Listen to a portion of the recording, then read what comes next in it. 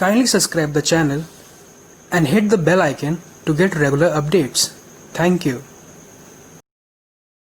Hello children, this is Ashish, your subject teacher, and today I am going to teach you the third chapter of your English literature book. The name of the chapter is A Retrieved Reformation, जिसका मतलब होता है पुनः सुधार। Basically ये एक कहानी है एक चोर की, और बाद में वो बन जाता है चोर से एक सक्सेसफुल बिजनेसमैन, और इस चोर का नाम है James Valentine.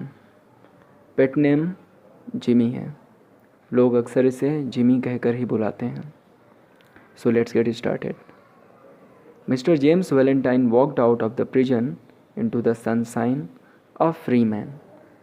James Valentine jail से निकलकर रोशनी में आते हैं, अब वह एक आज़ाद व्यक्ति हैं।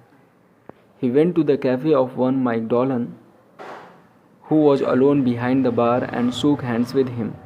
बाहर आने के बाद जेम्स माइक डॉलन के कैफ़े पर जाता है, जो कि एक बार के पीछे खड़े होकर के अकेले उसका इंतज़ार कर रहे हैं। वह उनसे हाथ मिलाता है। Sorry, we couldn't make it sooner, Jimmy, my boy, said Mike. Feeling all right? Mike कहता है जिमी से कि जिमी मेरे बेटे, मैं तुम्हारी रिहाई जल्दी नहीं करा सका, इसका मुझे खेद है। अब तुम ठीक महसूस कर रहे हो? Fine, said Jimmy, got my की? जिमी कहता है कि हाँ ठीक हूँ, क्या मेरी चाबी मिली? ही गॉट हिज की and went up stairs, unlocking the door of a room at the rear. उसने अपनी चाबी ली और सीढ़ियों से ऊपर चला गया, और पीछे से उसने कमरे का दरवाज़ा खोला। Everything was just as he had left it. Even Ben Price's collar button that had been torn from the detective's shirt when they came to arrest Jimmy was still laying there. सब कुछ बिल्कुल वैसा ही था जैसा कि उसने उसे छोड़ा था। यहाँ तक कि बेन प्राइस, जो कि एक जासूस थे, उनकी शर्ट के कॉलर का बटन जब वो उन्हें अरेस्ट करने आए थे तो टूट गया था, वह भी वहाँ वैसे ही पड़ा था।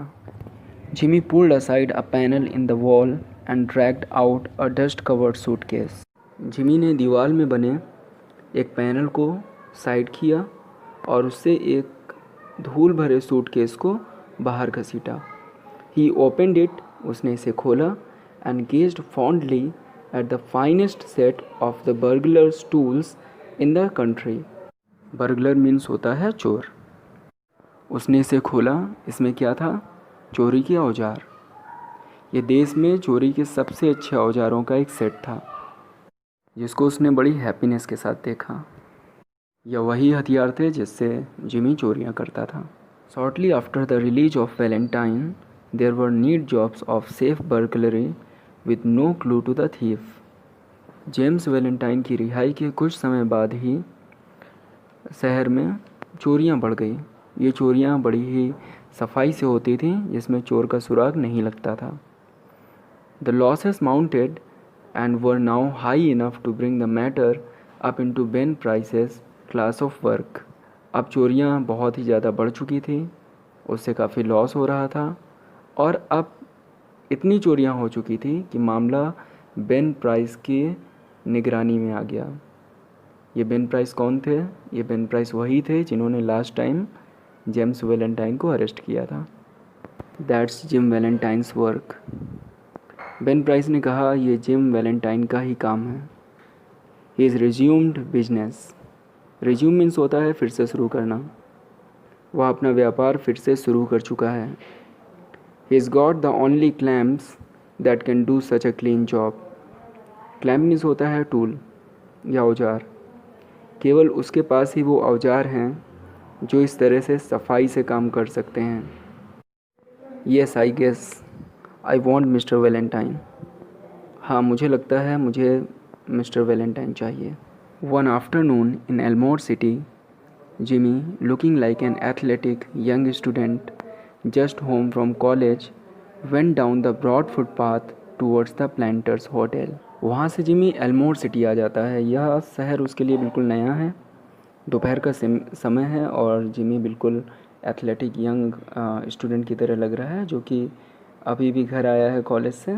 वहाँ चौड़े फुटपाथ पर चलते हुए वह प्लांटर्स होटल की तरफ जाता है। A young lady crossed the street, passed him at the corner and entered a door over which was a sign, the Elmore Bank. लड़की उसे गली में क्रॉस करते हुए गुजरती है और कॉर्नर से लगे एक दरवाजे के अंदर एंटर कर जाती है। उस दरवाजे के ऊपर एक साइन बोर्ड होता है जिस पर लिखा है the Elmore bank.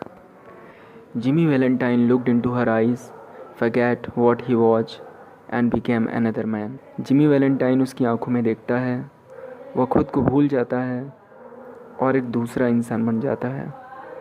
C lowered her eyes and coloured slightly.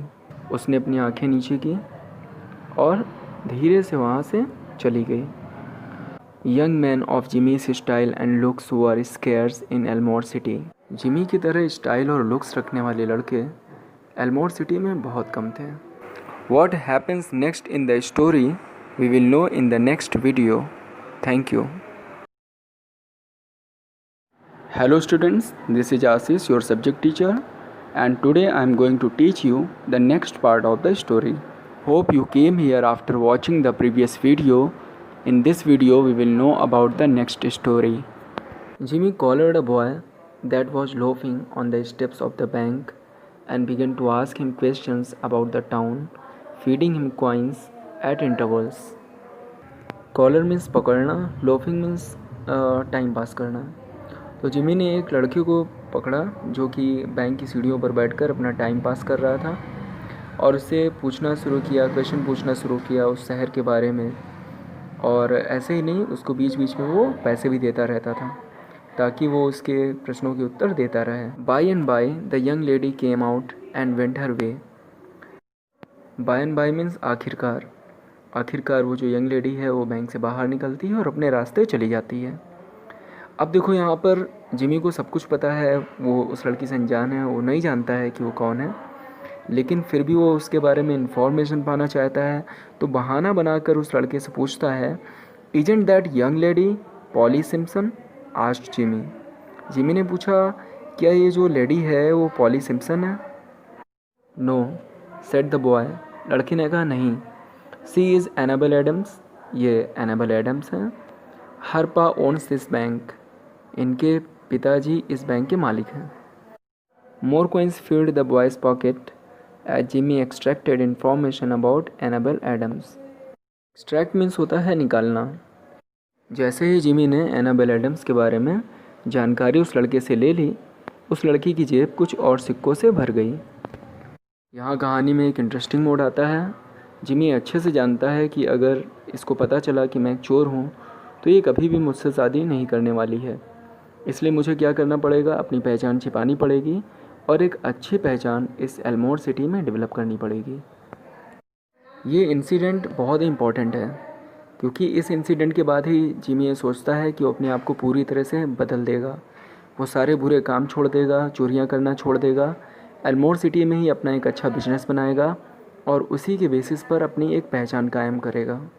Jimmy went to the Planters hotel, registered as Ralph D Spencer and engaged a room. अब देखो यहाँ पर क्या हो रहा है, जिमी ने अपनी पहचान बदल दी। उसने होटल में अपना नाम जिमी के नाम से रजिस्टर नहीं कराया, उसने एक नया नाम अपना रखा और वो नाम था रेल्फ डी स्पेंसर। मीन्स अब लोग उसको इसी नाम से जानेंगे और इसी नाम से उसने एक रूम रजिस्टर किया होटल में। He leaned on the desk and declared he had come to Elmore to look for a location to go into business. Lean means होता है टिकाना, जैसे हम लोग हाथ टिका देते हैं। तो उसने डेस्क पर अपनी कोहनियाँ टिकाई और ये क्लियर किया कि वो एल्मोर सिटी में एक बिजनेस की तलाश में आया है। How was the shoe business now in the town? उसने डेस्क पर जानकारी ली कि इस शहर में शू का बिजनेस कैसा रहेगा। Was there an opening? क्या वहाँ से कोई एक शुरुआत हो सकती है? The clerk was impressed by Jimmy's clothes and manners.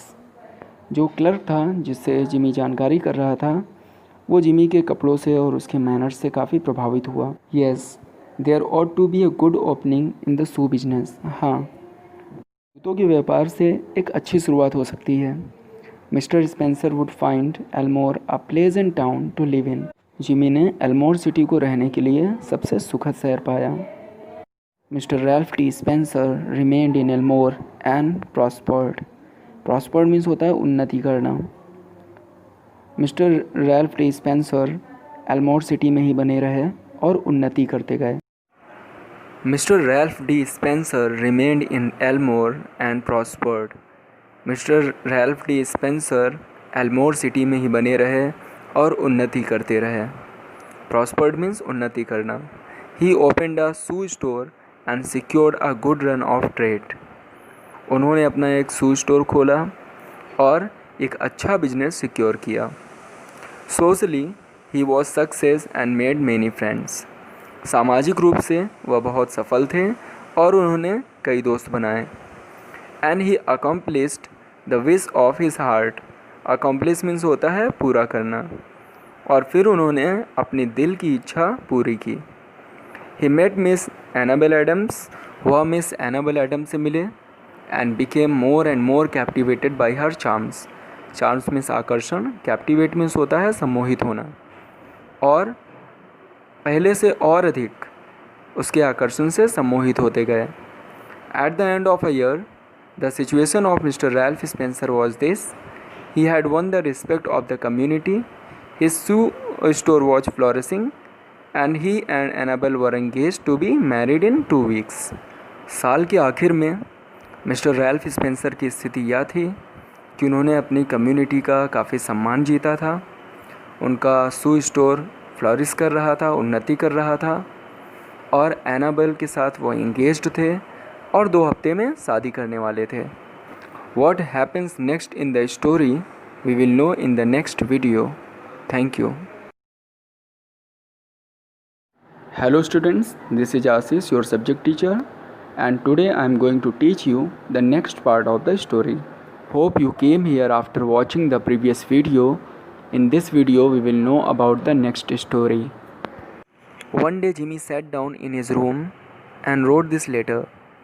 एक दिन जिमी अपने कमरे में बैठा था और उसने यह पत्र लिखा, which he mailed to the safe address of one of his old friends in St. Louis, जिसे उसने सेंट लुइस में अपने सबसे पुराने दोस्तों में से एक को सेफ एड्रेस पर मेल किया। यह पत्र इस तरह से था, dear old pal. Pal means मित्र या दोस्त। प्यारे पुराने मित्र, be at Sullivan's place in Little Rock next Wednesday night at 9 o'clock। मुझे सुलीवंस प्लेस में लिटिल रॉक में अगले बुधवार की रात को 9 बजे मिलना। I want to make you a present of my kit of tools. मैं तुम्हें अपने टूल्स की किट को उपहार के रूप में देना चाहता हूँ। कौन सा टूल? जिससे वो चोरियाँ किया करता था। फिर इसके आगे उसने लिखा बिली। बिली मीन्स बेन प्राइस, ये उसका पेट नेम हो गया। तो ये बेन प्राइस को एक लेटर लिखता है कि मुझे यहाँ पर सुलीवंस प्लेस में लिटिल रॉक में मिलना बुधवार की रात को 9 बजे, और मैं वो अपनी जो किट थी टूल्स की जिससे मैं चोरियाँ किया करता था उसे मैं तुम्हें उपहार के रूप में दे दूँगा। I quit the old business. वो कहता है मैंने अपना पुराना व्यापार बंद कर दिया है, ख़त्म कर दिया है। अ ईयर अगो, 1 साल पहले। It's the only life the straight one. अब सीधी सादी ज़िंदगी है। Be sure to be at Sully's. ये ध्यान रहे कि हमें सुलीवंस प्लेस पर मिलना है।